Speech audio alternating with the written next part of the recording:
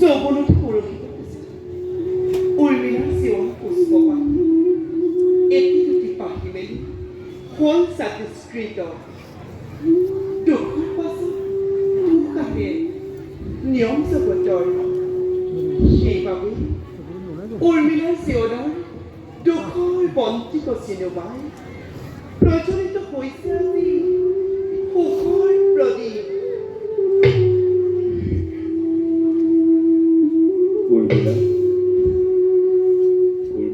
স্বামী মোৰ প্ৰণিপাত কৰিব গ্ৰহণ আশীৰ্বাদ কৰিব আপোনাৰ সেৱা যে চিৰদিন কৰিবলৈ পাম।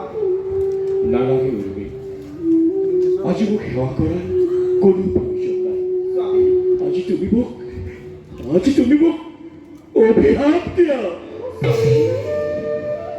ইচ্ছা অনুসৰি আপনি সম্পন্ন কৰে তোমাৰ জ্বলন্ত কুশল।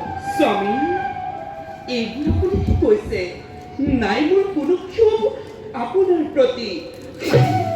আৰু স্বামী আপোনাৰ এই অস্থিৰতাৰ কাৰণ প্ৰকাশ কৰক পত্নীৰ আগত। সাধ্যানুসাৰে সমস্যাৰ মই কৰিম সমাধান।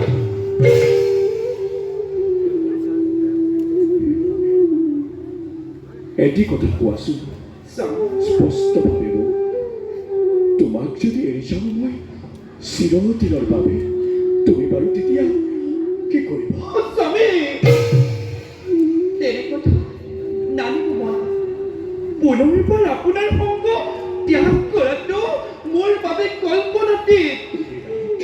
আৰু এনে কোনো শক্তি নাই সেই জগতৰ মাজে যি শক্তিয়ে মোক কাঢ়ি নিব আপোনাৰ পৰা।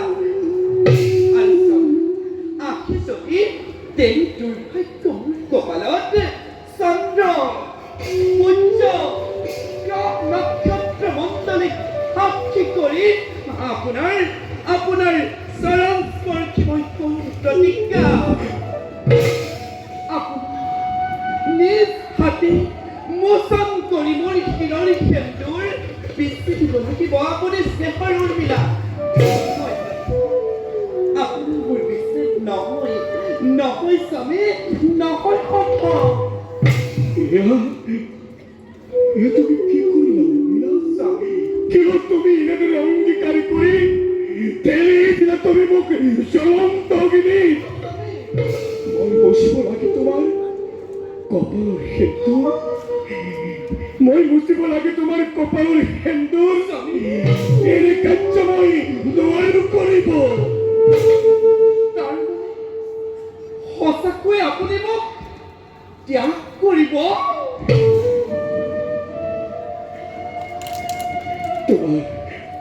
তোমাৰ অনুমান অসত্য নহয়। নাই কিন্তু কি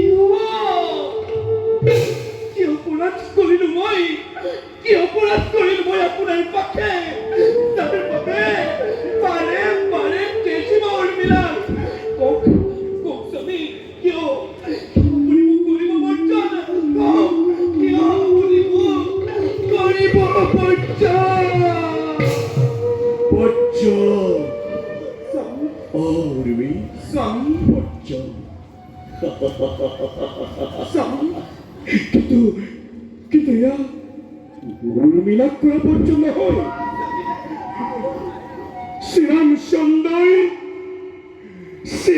চন্দ্ৰই ভক্ত ৰাখি বিধি মতে আজি মোক কৰিলে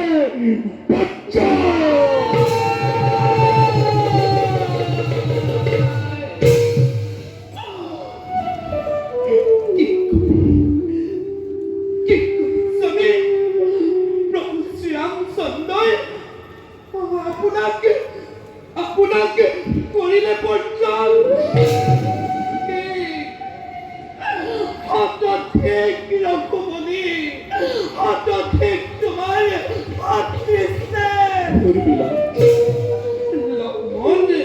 লক্ষ্মণ বৰ্জন কৰোঁতে শুনা এবাৰলৈও কম্পনৰ সৃষ্টি নহ'ল তোমাৰ হৃদয়ত।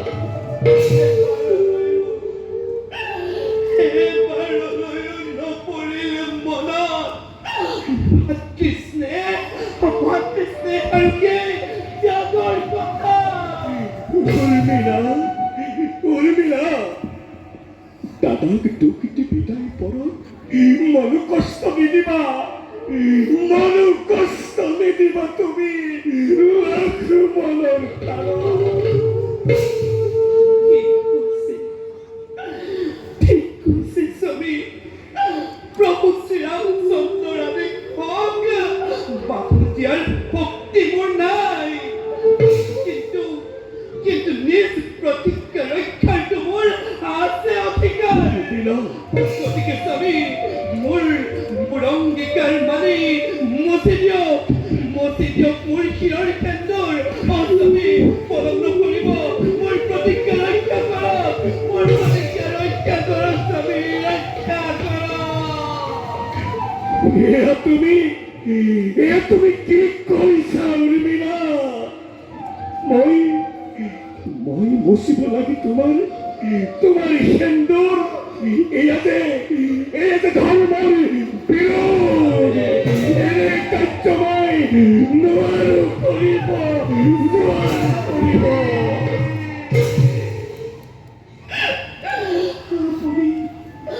আপুনি চিনিকি আছে মোৰ শিৰত সেন্দুৰ আকাৰে? আপুনি চিনিকি আছে মোৰ শিৰত সেন্দুৰ আকাৰে? আপুনি যেতিয়া গুচি যাব, সেই সংসাৰৰ পৰা মোৰ শিৰৰ সেন্দুৰৰ জানো কিবা মূল্য থাকিব? স্বামী, পলম নকৰি মচি দিয়ক মোৰ শিৰৰ সেন্দুৰ। স্বামী, মচি দিয়ক মোৰ শিৰৰ সেন্দুৰ, মচি দিয়ক উৰ্মিলাৰ জীৱনৰ ৰঙীন সপোন।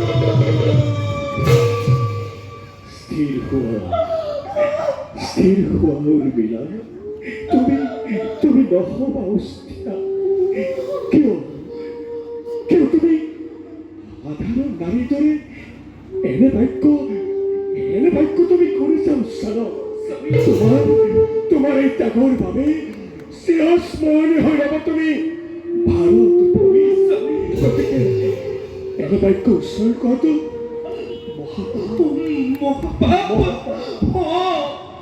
মহাপাপী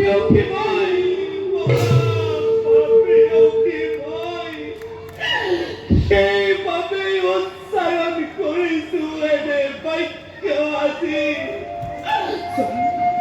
আপুনি মোক ক্ষমা কৰক, মাত্ৰ আপুনি মোক ত্যাগ নকৰিব স্বামী, আপুনি মোক ত্যাগ নকৰিব।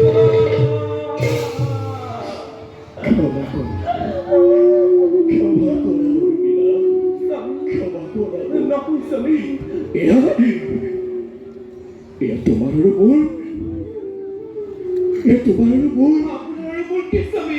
তোমাৰ আৰু মোৰ এক মিলন।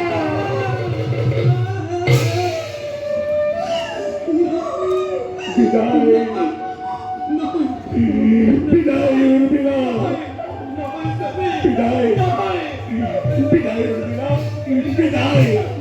বিদায়। মোক এৰি নাযাব, বিদায় উৰ্মিলা, বিদায় উৰ্মিলা,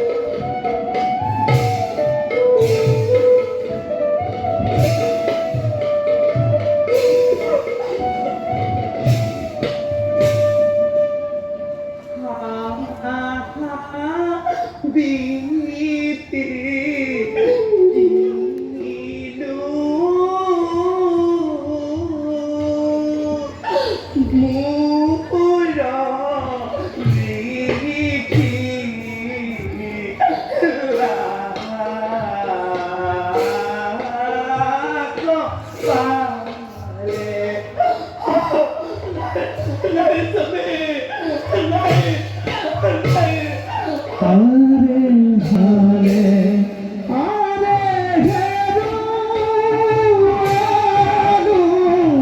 স্বামী মোর বিধি রবি থাকে না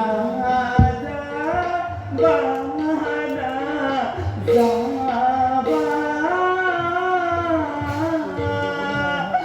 স্বামী মুখ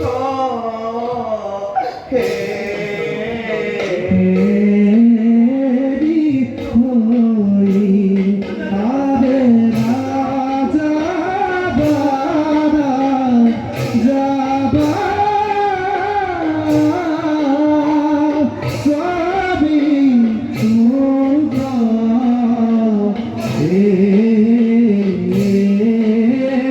হইয়া আরে তোমার বিভাগে মই থাকো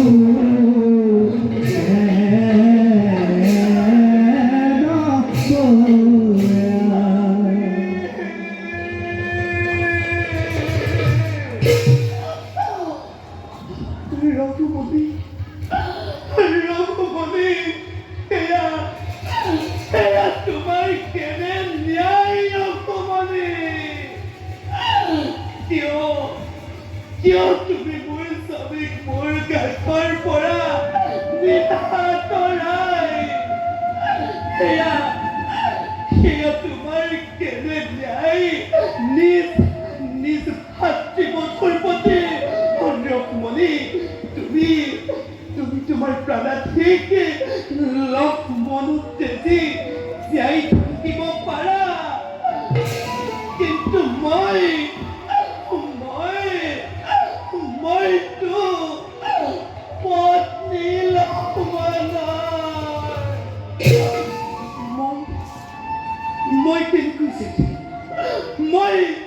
মই কেনেকৈ জীয়াই থাকিম ৰঘুমণি মই কেনেকৈ জীয়াই থাকিম তুমি জীয়াই থাকিব লাগিব ৰঘুমণি